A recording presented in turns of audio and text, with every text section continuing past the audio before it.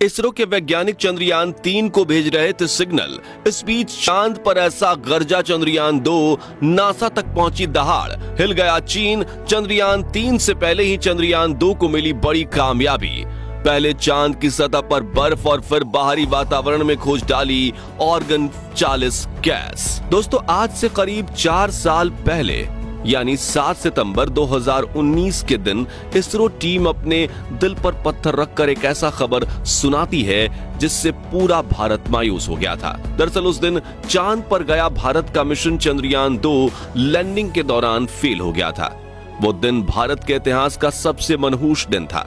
लेकिन उसी दिन इसरो ने यह ठान लिया था कि चांद पर चंद्रयान 3 को भेजकर चंद्रयान 2 के अधूरे मिशन को पूरा करेंगे। और 4 साल तक दिन रात मेहनत करने के बाद इसरो ने पिछले दिनों चंद्रयान 3 को लॉन्च कर दिया है, जो कि धरती का 5वां चक्कर लगाते हुए चांद की तरफ आगे बढ़ रहा है। लेकिन इस बीच एक ऐसी खबर आ रही है जिसने नासा और चीन को हैरान परेशान कर दिया है। तो क्या है वो खबर? पूरी जानकारी देंगे, वीडियो को अंत तक जरूर देखिएगा। दरअसल इसरो का दूसरा मून मिशन चंद्रयान 2, जिसे फेल बताया जा रहा था, वो अब अपनी गहरी नींद से जाग चुका है और ऐसी करामात करके दिखा रहा है जिसे देखकर दुनिया की सभी स्पेस एजेंसीज हक्की बक्की हो गई हैं।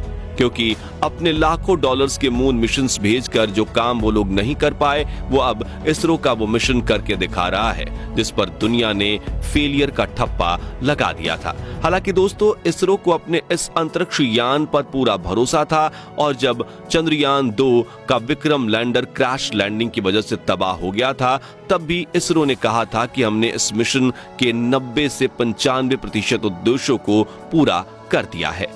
यानी चंद्रयान 2 मिशन पर इसरो ने जो 5 साल और 978 रुपए झोंक दिए थे, वो पूरी तरह से बर्बाद नहीं हुए हैं।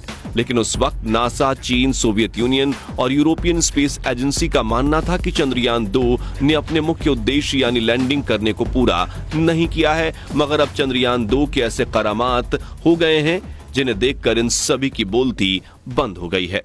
दोस्तों, बेशक चंद्रयान 2 का विक्रम लैंडर चांद पर क्रैश हो गया था और उसके उपकरणों ने भी काम करना बंद कर दिया था, लेकिन इस मिशन में इसरो ने सिर्फ लैंडर को ही चांद की सैर करने नहीं भेजा था, बल्कि लैंडर को चांद तक ले जाने वाला बड़ा हिस्सा यानी ऑर्बिटर उस वक्त भी सही सलामत था और 100 किलोमीटर इंटू 100 किलोमीटर की कक्षा में हमारे चंदा मामा की परिक्रमा कर रहा था। और बड़ी बात यह है कि इसरो ने उस ऑर्बिटर पर 1-2 नहीं बल्कि 8 एडवांस टेक्नोलॉजी वाले पेलोड यानी उपकरण लगाए थे, जो चांद के ऊपर ढकी सफेद चादर से अंदर झांककर इसके अंदर मौजूद खजाने से पर्दा उठाने के लिए पूरी तरह तैयार थे। उस वक्त इसरो के वैज्ञानिकों ने यह बताया था कि चंद्रयान 2 का ऑर्बिटर बिल्कुल सही सलामत है और ये पूरे सारे चक्कर लगाता रहेगा और हमें चांद के बारे में डेटा भेजता रहेगा। लेकिन दोस्तों, वो समय ऐसा था कि लोगों की नजर सिर्फ चंद्रयान 2 के लैंडर पर टिकी हुई थी और ऑर्बिटर को तो लोग भूल ही गए थे। लेकिन अब चंद्रयान 2 के ऑर्बिटर ने चांद के कुछ ऐसे रहस्यों से पर्दा उठाया है कि सुनकर पूरे वैज्ञानिक जगत के अंदर हड़कंप मच चुका है। दरअसल आज तक सिर्फ यही कहा जाता था कि चंद्रमा के पास अपना कोई वायुमंडल नहीं है, वहां के वातावरण में कोई गैस मौजूद नहीं है और चंद्रमा सिर्फ एक एयरलेस बॉडी है। लेकिन अब चंद्रयान 2 के ऑर्बिटर ने इसरो को जो डेटा कलेक्ट करके भेजी है, उसके मुताबिक चांद के आयनोस्फीयर में प्लाज्मा डेंसिटी मौजूद है, यानी कि चांद पर एक पतला वातावरण मौजूद है जिसमें कई महत्वपूर्ण गैसेस हो सकते हैं। चंद्रयान 2 की इस खोज को लेकर इसरो ने बताया कि यान के ऑर्बिटर पर लगे एटमॉस्फेरिक कंपोजिशन एक्सप्लोरर CHESS-2 उपकरण ने चांद के एक्सोफियर यानी कि बाहरी वायुमंडल में ऑर्गन 40 यानी कि 40 AR गैस का पता लगा लिया है। बता दें कि एक्सोफियर खगोलीय ग्रह या उपग्रह के ऊपरी वातावरण का सबसे बाहरी क्षेत्र होता है और यहीं मिली ऑर्गन 40 गैस की खोज से हमें चंद्रमा के बाहरी वातावरण के बारे में जानने में काफी मदद मिलने वाली है। इस खोज के बारे में आगे बात करते हुए इसरो के वैज्ञानिकों ने बताया है कि चंद्रयान 2 ने यह ऑब्जर्व किया है कि दिन और रात के दौरान इस ऑर्गन 40 गैस में भिन्नता दिखाई दी है। उनके मुताबिक जब चंद्रमा पर दिन होता है तो ये गैस कंडेंस हो जाती हैं, आसान शब्दों में गाढ़ी होकर जम जाती हैं और जैसे ही दिन होता है ये एक वायु की तरह ही रिलीज होकर वातावरण में रिलीज होने लगती हैं। दोस्तों, ये चंद्रमा के वातावरण की सबसे बड़ी खोज इसलिए मानी जा रही है क्योंकि अगर यहाँ ऑर्गन 40 गैस मौजूद है तो हो सकता है कि डीप ऑब्जर्वेशन करने पर हमें चंद्रमा के वातावरण में मौजूद शेष गैसों के बारे में भी पता लग सके। इसलिए हम इस खोज को दुनिया भर के वैज्ञानिकों के लिए एक उम्मीद की किरण जरूर कह सकते हैं। दोस्तों, बता दें कि ऑर्गन गैस खोजने के अलावा चंद्रयान 2 के ऑर्बिटर ने पिछले 4 सालों में चांद के कई रहस्यों से पर्दा उठाया है, जिसके बारे में शायद हर भारतीय नहीं जानता होगा।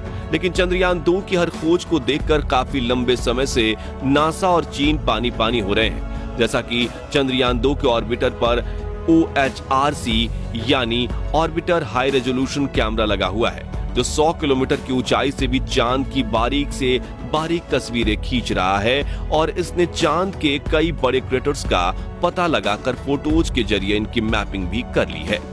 जैसा कि आप इस फोटो में चांद का जो क्रेटर देख रहे हैं उसका नाम मित्रा है, जिसका नाम भारत के जाने माने फिजिसिस्ट सीसी कुमार मित्रा के नाम पर रखा गया है।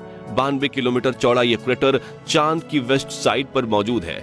इस तरह चंद्रयान 2 की मदद से चांद के छोटे मोटे क्रेटर्स और पहाड़ के हाई रेजोल्यूशन फोटोज इकट्ठा कर लिए गए हैं और इसने चांद की सतह का नक्शा बना दिया है। काम आने वाले हैं। इसके अलावा दोस्तों, चंद्रयान 2 पर एक्सरे स्पेक्ट्रोमीटर नाम का एक उपकरण भी लगा हुआ है, जिसने चांद की सतह पर क्रोमियम, मैग्नीज और सोडियम जैसे मूल्यवान खनिजों का पता लगाया है। वहीं साल 2009 में चंद्रयान 1 ने चांद की सतह पर पानी की खोज की थी, लेकिन कई वैज्ञानिक चंद्रयान 1 की खोज से संतुष्ट नहीं दिख रहे थे। लेकिन चंद्रयान 2 के ऑर्बिटर पर लगे इंफ्रारेड स्पेक्ट्रोमीटर उपकरण ने चांद की सतह पर हाइड्रोक्सिस और वाटर आइस होने के बाद पर ठप्पा लगाकर उन सभी के मुंह को बंद करवा दिया है जो इस बात से इनकार कर रहे थे। दोस्तों, इसके अलावा चंद्रयान 2 पर एक ऐसा उपकरण लगा हुआ है जो चांद नहीं बल्कि सूरज की स्टडी करता है। जी हां, हम मजाक नहीं कर रहे। इसरो के वैज्ञानिक हमेशा दूर की सोचते हैं और उन्होंने चंद्रयान 2 पर एक एक्सरे मॉनिटर लगाया है जो सूर्य की सतह पर हो रहे धमाकों की स्टडी करता है। इन्हीं धमाकों की वजह से सूर्य का आउटर लेयर यानी कोरोना काफी ज्यादा गर्म हो जाता है और इन्हीं की वजह से कई बार सूर्य से बड़े बड़े सौर तूफान निकलते हैं जो अपने आसपास वाले ग्रहों और उपग्रहों पर हमला करते हैं। अब अगर आप सोच रहे हैं कि पृथ्वी पर सौर तूफान क्यों नहीं पहुंच पाते, तो बता दें कि पृथ्वी के पास अपना मैग्नेटिक फील्ड यानी कि चुंबकीय क्षेत्र है जो इन किरणों को आसपास धकेल देती है और कई बार ये तूफान पृथ्वी के ध्रुवीय इलाकों में आसमान में चमक रहे अरोरा के रूप में दिखते हैं। जानकारी के लिए बता दें कि अगर हमें अंतरिक्ष में जाना है तो इन सौर तूफानों के आने का समय और तीव्रता के बारे में जानना काफी ज्यादा जरूरी है ताकि हमारे वैज्ञानिक इनसे बचने की तकनीक खोज पाएं, क्योंकि कई बार ये सौर तूफान इतने रौद्र रूप धारण कर लेते हैं कि किसी भी चीज को पल भर में जलाकर राख कर दें। और अंतरिक्ष में तो पृथ्वी का चुंबकीय क्षेत्र हमें बचाने तो नहीं आएगा ना। आखिर में दोस्तों, चंद्रयान 3 से जुड़े अपडेट की बात करें तो चंद्रयान पृथ्वी को अलविदा कहते हुए चांद की तरफ जाने वाले हाईवे को पकड़ने वाला है, जिसके लिए बेंगलुरु में बैठे इसरो के वैज्ञानिक 1 अगस्त के दिन बटन दबाकर चंद्रयान 3 के सभी इंजन को पूरी क्षमता के साथ ऑन करने वाले हैं ताकि चंद्रयान धरती की गुरुत्वाकर्षण कक्षा से बाहर निकलकर चांद तक जाने के अपने सफर में आगे निकल जाए, जिसके बाद चांद पर पहुंचकर चंद्रयान 3 का प्रपल्शन मॉड्यूल इसके लैंडर को खुद से अलग कर देगा, जो कि चांद के दक्षिणी ध्रुव पर लैंडिंग करके चंद्रयान 2 के बचे हुए मिशन को पूरा करेगा। तो दोस्तों, चंद्रयान 2 की इस करामात को लेकर आपका क्या कहना है, कमेंट करके जरूर बताएं और वीडियो पसंद आई हो तो इसे लाइक और शेयर जरूर कीजिएगा